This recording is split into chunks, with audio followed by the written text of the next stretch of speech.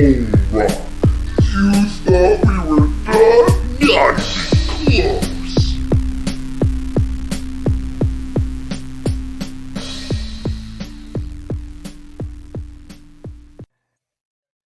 All right, so we're diving deep into deep conversations here with Let's Talk About the Deep Stuff. I'm your host, Sean Neese, joined by my co-host, Harrison Storms. And also our guest today is Jeff Feo Illescas. He's a poet, and the style poetry he does, he describes as beat poetry. I know you take a lot of influence from the beat. Right. And a lot of your poetry deals with the topic of mental health and like your own experience with that. We were going to focus a bit on that today. But first, just introduce yourself and talk about how you got into writing. And I know that you also, in the punk scene, is like where you got, like, so, like you, I think it, I remember you said like it kind of developed out of that, like you're interested in literature around the same time or interested in music. Cause I know you were involved in the punk scene for a while and you told me like the punk scene in Guatemala you were involved in. And, and then I met you at Autos, and then I think the last time I was there, like I don't drink now because of like the medication on, but the last time I was there, I was drunk and I like there was like this little umbrella thing, and I went up to you, and I'm like, I'm a good boy. Oh, that was my birthday. Oh yeah, when you were DJ. It was a good time, actually. Yeah, it was a good. But so I guess just I mean I already said the whole question. I know it was a long one, but Right. I'll let you take the floor. Yeah. Well, with poetry, I got into it really when I was younger. It's funny. I was talking to somebody the other day about beat. That was more like kind of like a way to live on, like Kerouac's legacy and the writers like Gregory Corso, um, Herbert Hunk, all those guys from that time of that generation after World War II. So that's how I was really inspired. When I was younger, I did read a lot, but it wasn't until I was 28 I started writing more, or I took it more seriously. Um, I used what was going on, especially at that time, with mental health, uh, with the panic attacks and in and out of like therapy, psychiatry, Bellevue, other hospitals. I felt it was easier and more therapeutic to write about how I was feeling instead of talking to someone or being medicated or unfortunately for some people held against their will, you know. So that's how I took it more seriously and felt it was not just it felt made me feel better, but it just went better with the writing. You know what I mean? It's not to say that I can compare it with what they were doing before that, like with Kerouac's poetry or with Allen Ginsberg or even Burroughs' essays. For me, it was just that for them in that particular genre, I just related with them more. You know what I mean? Yeah, it had a similar approach to punk. Yeah, Kind of exactly. Because anti-authority, anti-establishment. And with punk, because I got into heavily into music before I took writing seriously. Punk, I got into 15. I was not really into what music. Like when you go to in school, you have like the rockers and you have preps and all that. I all the feel like cliques. I feel like every group of stoner kids, no matter where you live, are always going to tell you, you have to listen to this, you have to listen to that. And back then it was the Beatles and Led Zeppelin. And I tried and I couldn't get into it. And I did like the Doors a lot, especially because Jim Those are good. So out there, and he was also inspired by literary figures that I like. Ray Manzarek, the organist, said that if Jim never wrote On the Road, that they never would have formed the Doors. But through the Doors, I got into the Velvet Underground.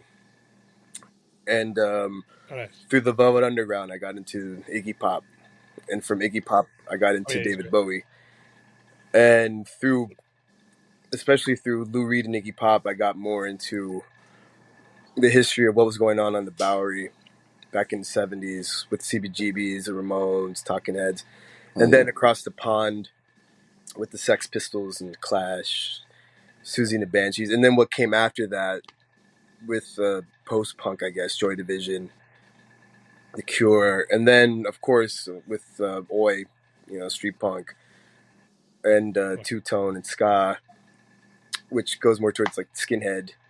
In Guatemala, reggae is big there, so that's how my first kind of introduction into what would that be outside of the States was there with the skinheads and the metalheads there and punks, because in Latin countries they take subcultures very serious, unlike here, you know.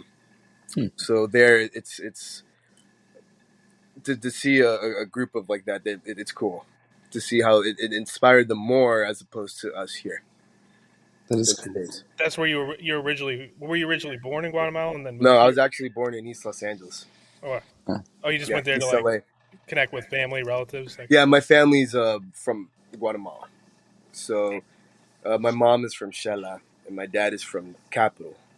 So in Shela, when I was there, um, walking around with my cousins, there was a lot of metalheads. There was a lot of punks, green mohawks, and then there was also like the street kids, like the gangs and stuff like that. That was making its wave when I was I, there. I have a question. I don't know if I misunderstood in a way, but so from what you're saying, it seems like the certain punk scene you were involved with, and your poetry helped more with your mental health than going to therapy, so Yeah, to say. definitely. I still do. Yeah, I Yeah, hated it. yeah, Therapy, I've been going to, well, stuff like that since I was a kid, yeah. especially Honestly, no, I love that you said that too, because my brother just went through certain thing where he has a drinking problem, and he just went through therapy, and he said he didn't like the therapists or anything. He wanted to just do it himself, and he says it helped a lot more just trying to do it himself than therapy. yeah, it's like me. it helps certain people. Yeah, When I was younger, it helped because you're still developing. yeah. It was speech therapy, and then therapy, um, then special schools that I went to. In fact, I went to a school called Challenger in Houston, Texas, that was named after the rocket that blew up, Oh shoot! and the logo was the Challenger, and it said I don't. "The sky's the limit." And I remember being 12, going, "But it fucking blew up." I And so I you was had gonna all say. these, and we had to wear white shirts with jeans. It looked like a juvenile detention center, and it pretty much Oh my god, everyone, we had to get searched, Oh, wow. and and that's so through nuts. that, and then I had therapy through that, and then it wasn't until I was 26 where the real, like, anxiety and a tad case of agoraphobia and Really? thinking Shit. you hear voices, and then the meds is what ruins everything. Yeah, makes you a And in my zombie. writing, I write a lot about my book Reserved.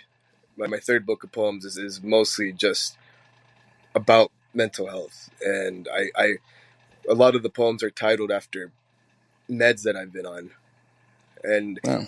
um, like Lexapro, Clonopin. Hmm. The list goes on and on. I bet. Oh Yeah, man. and over the years, it's just. In fact, the last time I spoke with you, I had a really bad mix-up with my medication, Okay. which led to me being hospitalized Oh, wow. during the shutdown, which was more frightening than usual because of the COVID You mean the thing. last time you were on when you were on my old show, BSing with Sean K? Yeah. Yeah, in fact, the couple weeks after that, I was hospitalized Oh, because wow. of the medicine I was given. It was not it didn't work well, so the way it functioned with me, it was really bad. But going to a downtown hospital in the middle of a global pandemic was, Oh my not only God. are you like, you're suffering from, this bad case of medication with a mixture of alcohol, And now you can't see anybody either. and you're And stuck in a ward, like just a wow. hallway away from COVID patients. But this was during, like, right after they Right. got the testing. Let's see if you got the testing yet. The booster hadn't come out just yet because it was still Wow. 2020. But It like just came out, it was or it was just the COVID just happened.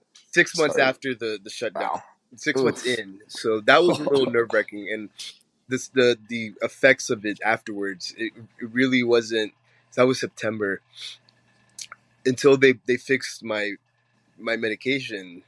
The fact that the doctor that gave it to me disappeared mysteriously when all this happened. So a lot of her patients got screwed really bad. Wow. It took up until, I think, October. It took them end of October for the new medications to level me. But when I talk to, I used to be very personal about mental health because when you grow up, especially with me in Hispanic background, there's no such thing as that. You take your problems the way, like a man, I guess. It's like, but in Hispanic communities, you don't. It's taboo almost. You know. So but the older I am, the more I'm no longer ashamed of it. Hence why I wrote more and performed. For example, Bellevue Blues is the one my go-to uh, reciting poem It's because it about just your experience at Bellevue Hospital, right? yeah. So I wrote a poem about that. Is there any chance you'd be willing to read one of the poems on the podcast? Yeah. Not at the moment, but yeah, I would love to. Yeah. Yeah. Well, I had a positive experience with recently with Wellbutrin. For a while, I was trying to go with like my depression and OCD, anxieties, rumination, um, through like without the medication and stuff. But the Wellbutrin's been helpful. I My remember goal. before that I was kind of self medicating, like doing shrooms and like tripping on shrooms and like taking edibles. But I found that didn't really help in like the long term. And also, it's like math. It's good to do the inner work too, Right. and like doing this show is helpful too, like just talking to people, like doing something I'm passionate about, and kind of putting it into but I find writing therapeutic at times too, or doing music. Whatever you take that helps you is all that matters, and to me at least. I wouldn't really tell people not to do them, but it just seems like medication's the answer for everything. Yeah. You know what I mean? My head hurts, take pills. But I got a slight jaw And thing. for me, shrooms kind of became a negative thing after a while. Like the first couple of times like I tripped, I was like, all right, this is making me feel better, it's rewiring things and the way it needs to. But then after a while, like I had some bad trips, and I'm like, this is just me like putting a band-aid on something that's like Right. a deeper issue. And I then I just went on Wellbutrin not too long after that. So I just started smoking cannabis for the first time. really, Yeah, in my late 30s. It's gonna be a year in March. wow. Because April actually, because when it became legal, I said fuck it. Yeah, a And lot of it people did. it does help. I actually prefer it than drinking because I don't drink anymore. So and that it has its ups and downs.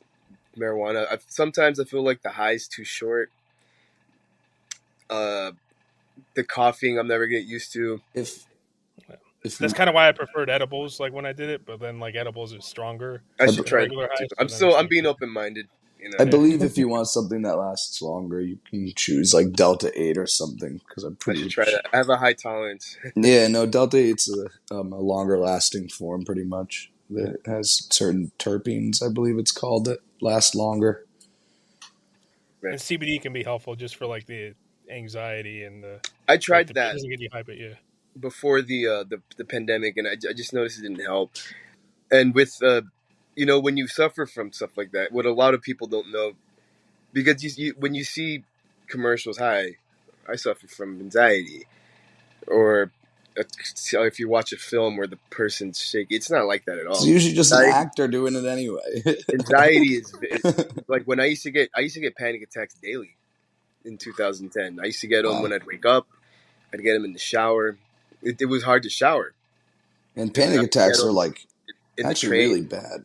It consumed my life, Oh my God. And when the panic attacks would succeed, yeah, I would just go into a downward spiral of depression. Dude, I had a friend who used to have really bad panic attacks, and they literally couldn't leave their room. Like they couldn't breathe. Sometimes they would need to go to the hospital. It was so bad. So yeah, I went to the hospital a couple times because Yeah. it's a pandemic. It's a doom feeling. You think that you're not going to make it, and it's funny because when people usually have them, also suffer from bad depression. So what goes through your head is, I wish I was dead.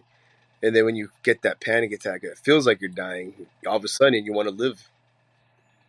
You know, and that's what it was like with me. And then I I was self medicated too with booze.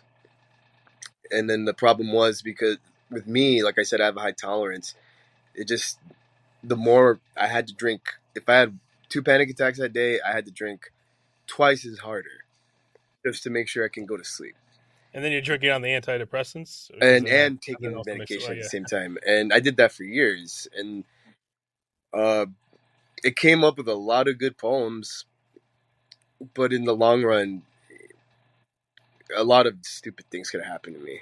I could have, fallen in the train tracks. I could have, gotten stabbed or something stupid. But for people who don't understand it, it's reality. I'm glad that I don't have it as much. It did affect me big time. Yeah. I still have I get random tics, speech problems sometimes. The medication definitely didn't help. But with all that in writing, like I said, it does help. And when I look back at poems I wrote 10 years ago, have how I was feeling then to now, it's definitely more of a mature type of feeling. I guess like when punks first write their records about how much they hate the Yeah. government and society and all that and everything about it. When you get older, you kind of look at those and you're like, it was, Do you think you got into a you meant happier every place? word, and then you see how you are that now compared Do to you when think you you were got into a happier place, or that. I'm getting. I think I'm. It's more. I observe more as I'm getting older than I ever have. I observe. Like as a writer, you observe a lot. Visually, I'm observing more too. That's why I started taking photos more, um, especially during the shutdown. I've noticed the way people act, behavior, and stuff like that. My behavior, it's definitely on a obsessive. Not that, but like I have my traditions. I have to walk a certain street. I can't take this side of the stairs if I'm going on the L train. I can't sit in the middle track because if it blows up, that'd be the you have these stupid thoughts in your head. Um, and like I said, it's more not that I've gotten it better. I just think that what helps with me is being rewarding towards people. You know what I mean? Like making people happy. hmm. Like I, kind of healing others who've been through the same thing? yeah, Like they like relate. Yeah. I was doing hospice hair care before the shutdown, and I'm getting back into it now that things are better, and volunteering more. Hmm.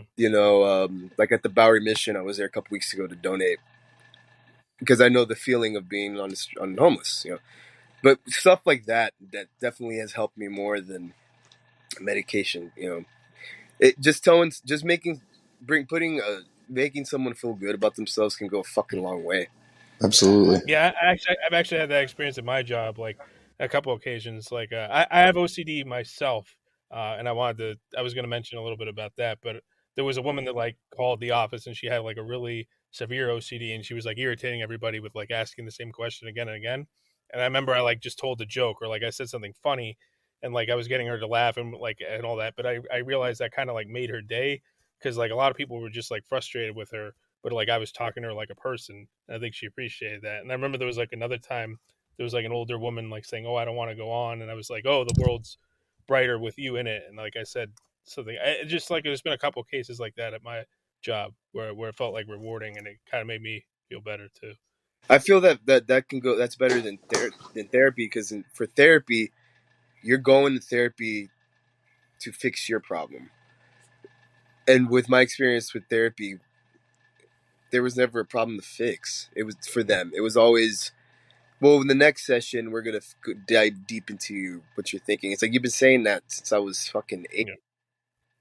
You know, I mean, I think it could be useful if it's done the right way, but I think very few of them no, it's do it something the like right way. Frasier. Like like the last one I was talking to, like I was able to talk them through like the benefits I have with my job, like a free. It was like more of like a counselor, and then like I'd want to kind of explore something more, and he'd just be like, "Okay, so what else is on your mind?" And then like when I said like I'm ruminating about this, thinking about this a lot, he's like, "Well, maybe take more medication. That'll make the rumination." So it's like we're not even gonna go into it or explore why this is bothering me so much. We're just gonna say, "Oh, take more medication." Right.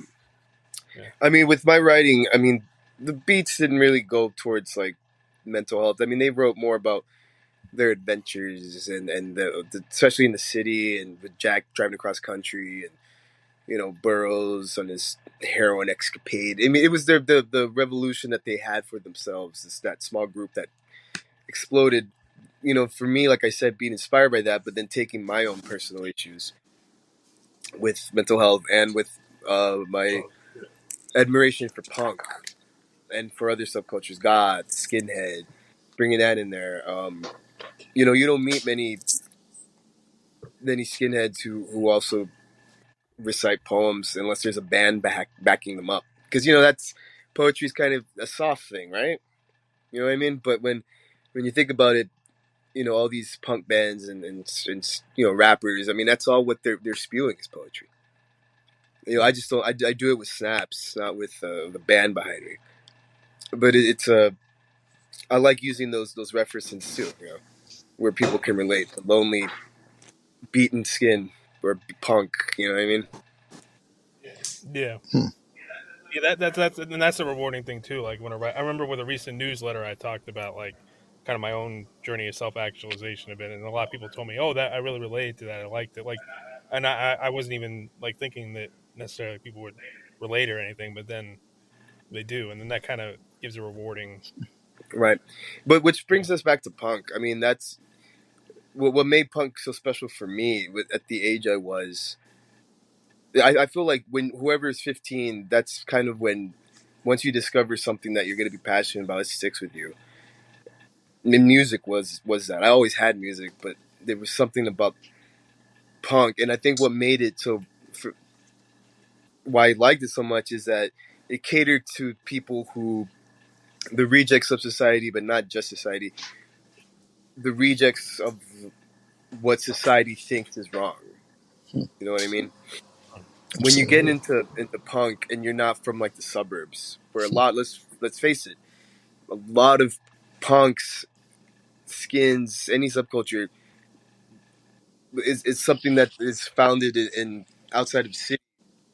But when you're like a minority in the times when I was growing up, gang infested areas. If you had green hair, you had fucking balls. Um, that was more, just to express yourself was a little bit more dangerous. Now everyone is in barrios, or you see kids with lip piercings, shaved off eyebrows. They're all into Slayer. Back Yeah. then it was so, it wasn't easy to find someone Slayer. that liked what you liked. So to find that group of people, like Pat at Autos, Oh yeah, it he was on recently. The DJ, the it's punk always good DJ, to have that Auto family Studio. for you, the St. Mark's punk crew. Despite that, our lives are changing every day and every year. It's no matter how if you feel alone, like mentally and in real life, just going to that small clique you have of punks or people who just know what you're going through, been through, you're going through, and can relate with you. Just it always helps as well. Absolutely. Like like with movies like Suburbia, The Rejects, stuff like that.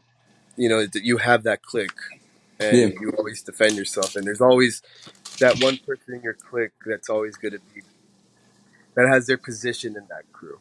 You know, mine was the person that read and stayed quiet, and then you have Pitter Pat, who can bring everyone together. The go-to person if you're having a bad day, or if hey Pat, I didn't have a good day today. Maybe if you play that one Coxbear song, it just makes me feel a bit better, and it's a great way to release your anger, right? Yeah. You just with punk, because when you're 15, you also kind of discover, you start to question more, I guess, like education and shit like that. You know, I'm hoping that by the time people are in high school, they should know that everything is bullshit. Mhm. Everything they teach you is all fucking bullshit. I wish it'd be more kind of Yeah. like just go straight to college. Fuck everything else.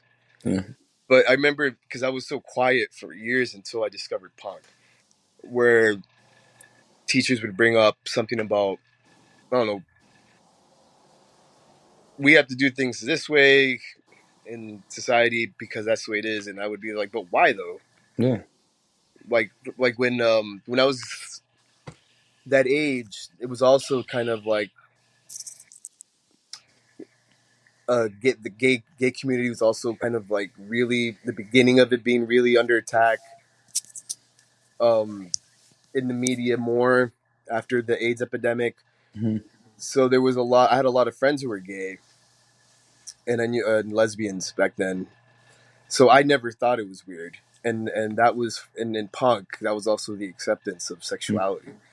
And Yeah. if you look at punk, I think it's cool how the female bands, were kind of they didn't wait a decade or two like in typical rock and roll to try to make it.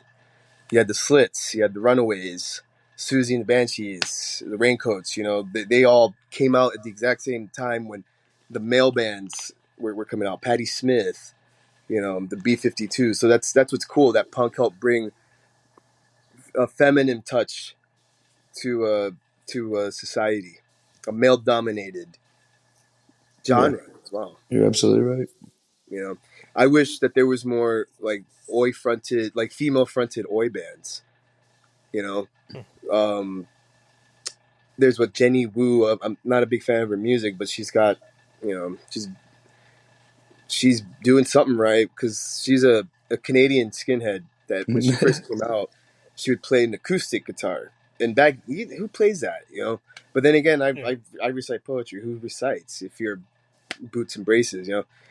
And she went out to the skinhead reunion. I think it was 2007, and then years later, I think 5 years ago, I saw she's covered in tats. She has a band.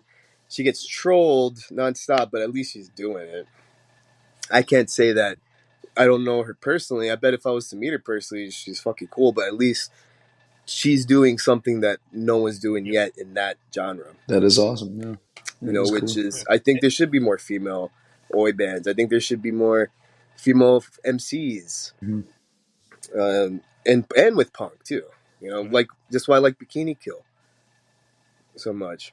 That whole Riot Girl movement, giving girls more of their own in a genre that was supposed to be for everyone, and then caught that dominance of men for a second, especially in the 80s Yeah. with hardcore and stuff like that all over. But even that is what I loved about punk. It brought the women, the attention of them as artists. Yeah, and it also kind of breaks down barriers in a way because like you see like since there's people from all over the world that are following this subculture, you kind of see like they don't fit the stereotypes of like because there's all these people that like they don't go with the norm of whatever their own culture. Like that's kind of like when I did like a grindcore band when I was like early like 19 to like early 20s, and like we were in touch with like bands in Malaysia or Indonesia and like Latin America, and I just showed like there's all these people all over the world. They're into this alternative subculture. It just showed like how like people are individuals. Like they don't fall into these all fall into these like Right. stereotypes that make you know. It's great, right? I mean, even before that, I was really into Rocky Horror, and it Okay, not it was really great. for it was really more for the acceptance of people that there's something that Tim Curry said years ago that I loved, because he tries to distance himself from that part of his career, but he said something that said like Rocky Horror was like the acceptance for teenagers, like kind of like the first step of being accepted into outside of the realm of reality. You got these people going to see this terrible movie, but it has great songs, with transvestite. How many kids, like You're absolutely great. And then when I would go, you would see the pocket of punk kids. A lot of goths were into that shit, and then the pocket, all the other guys, and that was cool. Especially when you weren't old enough to go to a club yet. yeah. So that was fun, and that's always good to have that, especially for if you're a gay kid who don't know what's going on. But I think back then it was harder if you were gay or bi or whatever, as opposed to now. I mean, shit, it's the internet has changed everything. Oh my God, you are not kidding. Everything. Finding records, finding books. It's easily accessible on this fucking Skynet machine. Dude, I've freaking been wearing this Apple Watch, and I don't even need to take out my phone to text people anymore, man. It's I like, just realized that I have a computer now, and I'm right? talking on the phone. I'm like, wait, I got a computer, but I don't even know how to use it. I took that thing with me to DJ at Otto's last Friday and didn't do it. Yeah, I That's just funny. left it there. I was like, well, not there, but I didn't even use it. I know But what you mean.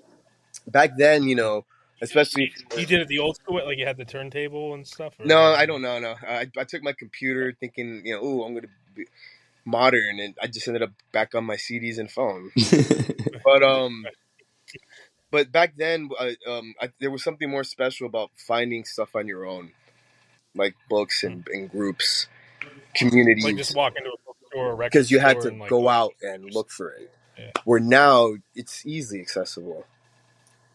You know, yeah, I remember I was telling somebody once about the Pogues. When I was a hairdresser, I was doing their hair, and within that hour of service, they downloaded every Pogue album on their phone, listening to and they're like, I don't know if I like this. I was like, you just downloaded it. Like, you didn't even give it a chance. Maybe you should get drunk yeah. first. But it's in like now, like when I was old, before I was old enough to go to punk clubs or nightclubs, we would go to gay clubs or gay bars, really, because one, they didn't care about age, which is creepy, but they didn't care. They got you drunk, and there were punk records on the jukebox, and then there were other punks there, and there were other groups of outsiders. So that introduced a lot of kids who didn't know anything about the LGBT community That's to interesting. that world. You know what I mean? And that was an interesting thing for me when I was first getting into punk, already knowing about the gay community, and then you have the punk community and how they all coincided with each other because they're all outsiders, and that was cool too. And I hope it's still like that. You know, especially if you're like a 18-year-old who just discovered T Rex, Mark Yeah. Bolan. But that's the great thing about music. With literature, it gets a little different. It's not easy for me to go up to a group of people and say, "Hey, I'm a depressed writer. We should hang out." It's not as easy. You can't really go up to a girl and be like, I just wrote a poem about how I got drunk and sad and pissed myself. You want to read it? Oh No, God. it doesn't really work. Not the best pickup line, no. But I used to write poems in bars a lot, especially in around 2014. That's when I wrote Reserved. And every night I would write, like nonstop. If not on a journal, I'd write on napkins. How many people would come up to you and just be A like, lot. "What are you And writing I would about?" get like, "What? Look at this fag," or like people like, "Look at this guy who writes in a bar while they're on their phone," Literally. But like, I would zone out all those people because they call us losers, but we call them amateurs. Yeah, absolutely. Yeah. Like I this like is a that. This ride is that good. you This is can't good. handle. Yeah. Yeah, but I never had any problem with that. But you can see how people completely put that wall in between you and them.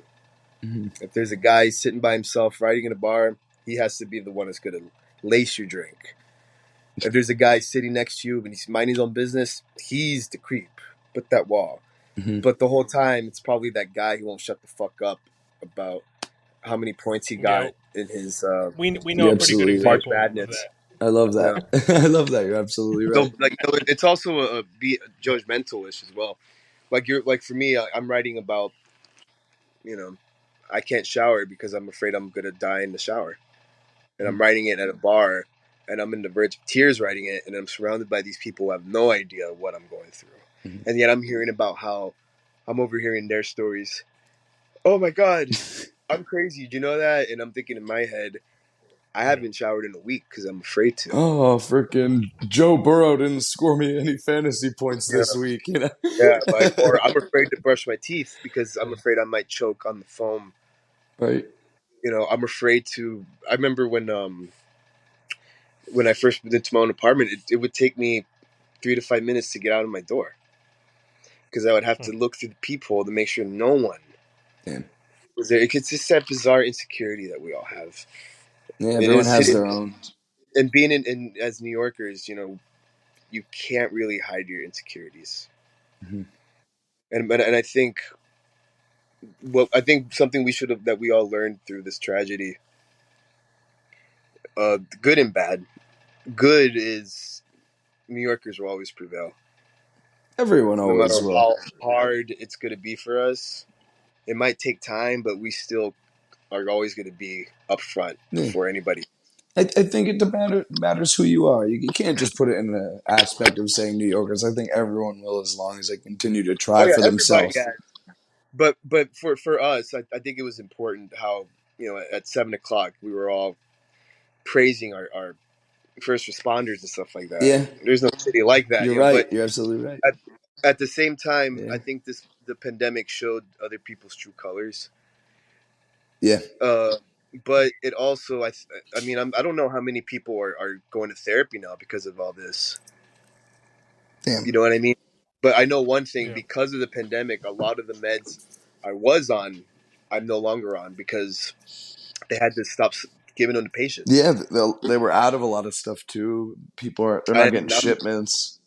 I got, I didn't know how I was going to make a month, let alone 4 months without medication. Yeah. And I had bad withdrawal when I was working during the summer of the pandemic, doing um, construction. But I had to hold my cool. Yeah. You can't freak out. Like, I don't know if you ever seen SSRI withdrawal. It's horrific. It's you get brain zaps. You literally. I can't speak for everyone. I would hear voices. Um, there's some cases where people would soil themselves without knowing. Oh shit. I didn't get that far, but I would pull my scalp, scratch my face, um, and cut myself a lot Wow. too. And Sorry to hear that. It's crazy. everyone goes through weird side effects of these things, and I think the older like I said, the older I'm getting, I'm not ashamed of it anymore. But I notice how it's changed uh, my character. Like I wish I never had that problem. I wish I wasn't on SSRIs. I wish I never experienced any of that, and I wouldn't wish it on anyone else. But if it didn't happen, I don't know who I'd be.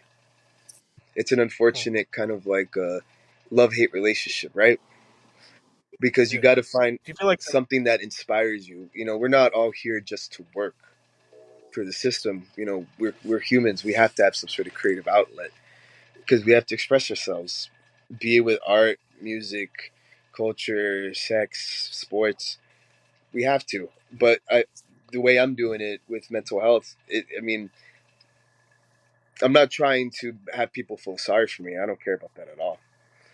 I'm not exploiting anything either. I just think that if you see that there's other people out there that have the same issues like you, maybe worse, you're gonna be fine. For the issues, my brother, you carry yourself well. Thank you. I mean, there was this touching moment I had at the bars one of the bars I'm at now in Williamsburg. This poor girl was by herself. Saturday night, packed bar, and this girl's by herself crying. I'm bar backing. You know, I usually never talk when I'm bar backing, Mm-hmm. and I passed this girl 3 times, and I can tell that there's something up. I stopped what I'm doing, and I sat right next to her. And I just grabbed her hand and told her, "You're gonna be all right," and held it for like 10 minutes while she cried. That's awesome. And then she felt. I hope she felt better. You know, She but knows someone else is there. You know, yeah, you did the right thing. and that's a part of human emotion that is still taboo, unfortunately. And I'm hoping with my writing, people can see it's all right. It's okay if you have a bad day. It's okay if you feel like you're gonna have a heart attack and go to the hospital. It's okay. The good doesn't if you happen without the bad, man. Yin and yang. Yeah, you know. But that's where I like to think as far as my writing. If someone can read it with problems that I have, or if their family has it, and know that they'll be okay, then it's all worth it for me. You know, I don't like the attention part of it. I'm not seeking any. Hence why I don't like having pictures of myself taken, or like I did a poetry reading in Brooklyn years ago. They wanted pictures, headshots of the poets. I was like, I'm not going to give you a fucking headshot. And they're like, well, we need something. I was like, well, leave it blank. And they're like, no. So I sent them a photo I took of a weeping statue of an angel. I love that. And I was like, that's me. Just put that up there. You know, like if there's one thing that annoys me most about writers when they're promoting their stuff, especially now with social media, it's not their work to promote. They're promoting themselves. It's to cover the book and themselves. I don't give a fuck about what you look like. I want to read what you wrote. Yeah, I want to hear the beauty in your art. You know? I don't give a shit who's holding your book right now. I want to read about it. No one cares about. No one cares if it's number one on the New York Times, whatever. Yeah, like fuck that's off. for me to judge. Yeah, because books are a whole new world for certain other people, but for me, it's I guess it can also be a cautionary. It's all subjective. It all matters how it hits you. You know. And you got to separate the art from the artist. Yeah. Absolutely. I love that. Yeah, do you find that the mental health system in a lot of ways, like, it doesn't really look at people as like individuals? It just wants to like slap a label on them and then take like, your money. I think it's all about money. Yeah. It's all about making money in for that field. So they'll just do whatever. They will. Let's be real. Because I remember in Carl Jung, like his book Memory, Dreams, Reflection, there was one part I liked where there was this woman with schizophrenia, and they were all telling her like, "Oh, she's schizophrenic, she's this and that," and he's like, he wanted to forget about the label and find out her individual story, and he found out like something about like her past and the trauma, and then like he worked with that, and he was able to help her. Individual therapy definitely helps. I would never I mean, certain people. The one thing I would not recommend for people is group therapy, because I've been through it all. Couples group therapy, anger management therapy, sobriety therapy. It does not help at all. I always felt couples therapy was funny. If it's getting to a therapy point, just end it. Yes, exactly. If it's that point, then it's not worth it. I wish I would have known that at the time. But I feel that America, we're so. I can't say we're so far behind. There's like Guatemala is very bad. Like I said, Latin America, they don't really. It's so taboo, but I feel, could there be better things? Yeah, I wouldn't really know, because I go to city hospitals. I go to the up and down chart if I can afford to see a psychiatrist. You know, city hospitals are nothing compared if you can afford your own psychiatrist, your own therapist. And did you see like a lot of? But did you see like a lot of injustice and stuff like that in the hospitals? Yeah, of course. especially you get treated really badly. Yeah. And I was only in the waiting room Wow. of the fucking psych ward, and you can see how horrific they treat you, and then the waiting room in the ER. Like when I wrote Bellevue Blues, the guy next to me was coughing up a shitload of blood, Holy crap. and nobody cared. Shit. There was a woman across from me who shut herself. Nobody cared. There were bodies rolling on the floor, and the cops were shoving them like if they were like fucking trash on the sidewalk. These are people that they're there because that's where we have to go, but you don't know what exactly is going on with them. They're not a threat. But I can't speak now because there's fucking lunatics everywhere you go. But I wish there could be. Like, I don't know how it's done in Europe, or any other state. I wish there could be more. Like, I wish there could be more I could do to help, especially at Bellevue. I've always wanted to do a poetry reading there, but I don't want people to think I'm exploiting anyone. Yeah. I just think that people in those, especially in psych wards, they're being ignored. And And treated like it sounds like treated like they're bad people or something for having the mental and illness. for me, So. if there's something I can do to help them, and with poetry or drawing photos, anything, I think if we all stepped in and helped that, not only are we helping such a still not talked about subject, we're helping someone else that gives, and in the long run it helps you. I'm not trying to come off like a hippie or Absolutely anything. not. No, I love the view. Yeah, The I older I'm agree with you. getting, I realize, you know what, that's the only way, and Yeah. especially for And me. again, it's subjective. Like people have their opinions, and it's a beautiful opinion. All right. Like last night I was out, and I was stoned, and I was trying to find places to sit, and there was a woman that was sitting to the right, who I was sitting next to, who was very uncomfortable of me sitting next to her, and she went up to the door guy and said, "I hope he doesn't roofie me or some shit like that." But then all the while she's talking to a group of people who, the first thing I overheard them say is like, "You got nice tits." It's like she was afraid of the quiet guy here. But I guess it all comes off how you come off. Yeah, You should never judge a record by its cover. absolutely. I don't want to say book anymore because everyone uses that. Mm-hmm.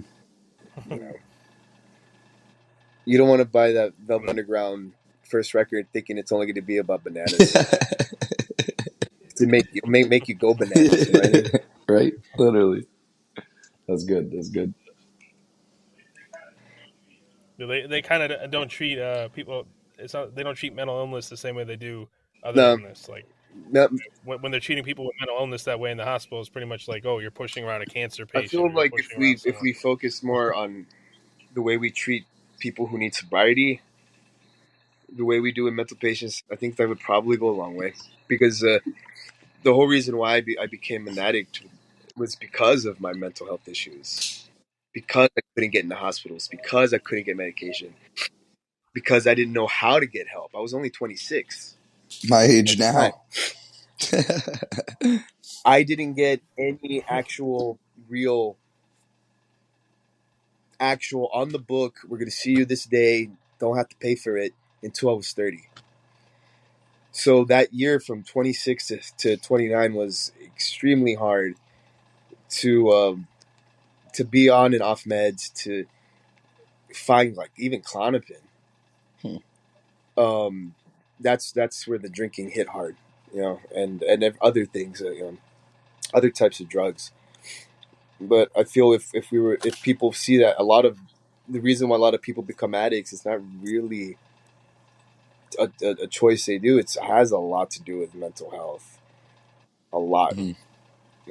And if there's one thing I wish I can tell someone now, the choices I made is you got to be very careful with what they give you and what you mix it with, and Absolutely. Medicine and because alcohol and drugs do not. unfortunately, and I had to learn that lesson the hard way 2 years ago. But at least it didn't take me yet.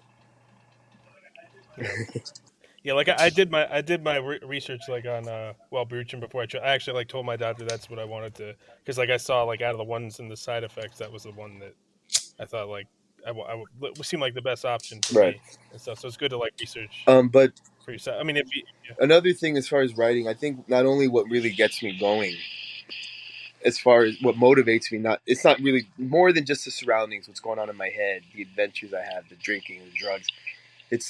Everybody has a muse. We all have that one thing or person, and my luckily was a muse, and she will inspire me.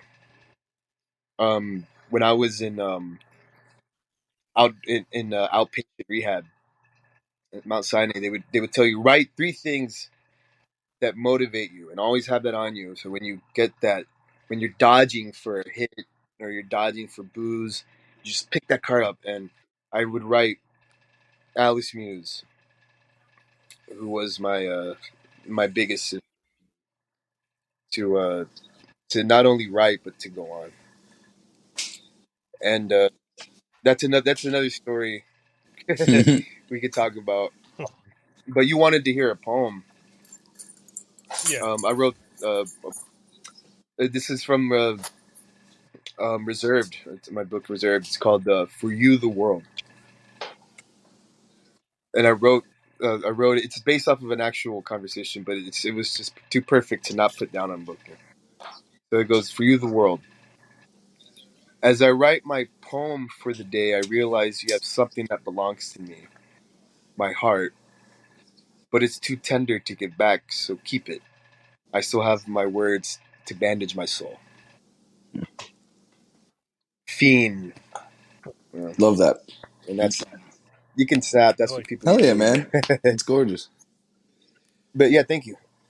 So yeah, Oh yeah, yeah. This has been good. Having you on and all that.